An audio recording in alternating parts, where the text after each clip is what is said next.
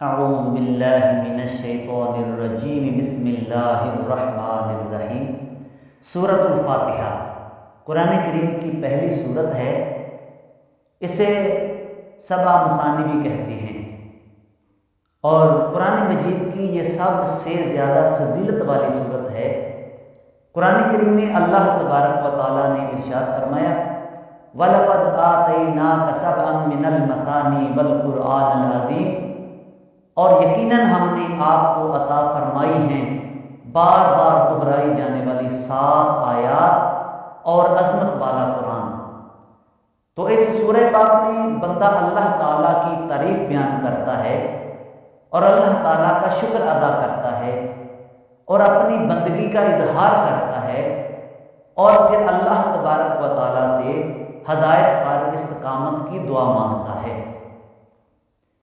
اس سورہ پاک کا ایک نام سورۃ الصلاۃ بھی ہے، کیونکہ ہر نماز میں اس سورہ پاک کو پڑھا جاتا ہے۔ اور پھر اس سورہ پاک کا ایک نام سورۃ الشفاء بھی ہے، کیونکہ اس سورت کو پڑھ کر اگر مریضوں پر دم کیا جائے تو اللہ تبارک و تعالیٰ شفا عطا فرما دیتا ہے۔ اور رسول اللہ صلی اللہ علیہ وآلہ وسلم نے ارشاد فرمایا مجھے 2 نور ایسے دیے گئے ہیں کہ جو مجھ سے پہلے کسی کو نہیں دیے گئے، یعنی سورۃ الفاتحہ اور سورۃ البقرہ کی آخری آیات۔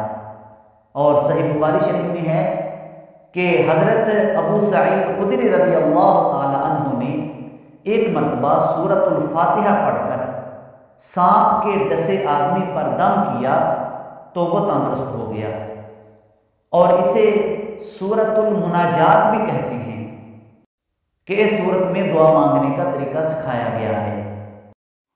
رسول کریم صلی اللہ علیہ وآلہ وسلم نے ارشاد فرمایا کہ سورۃ الفاتحہ جیسی کوئی دوسری سورت نہ تورات میں، نہ انجیل میں، نہ زبور میں اور نہ قرآن مجید میں اتری، یعنی یہ سورہ پاک بہت زیادہ فضیلت والی ہے۔ ہمیں اس سورت کو بار بار پڑھنا چاہیے، اس کی تلاوت کرنی چاہیے، اور خاص طور پر اس سورہ پاک کو ترجمہ کے ساتھ یاد کرنا چاہیے، اور جب نماز میں ہم پڑھیں تو اس کے ترجمے کو ذہن میں رکھنا چاہیے۔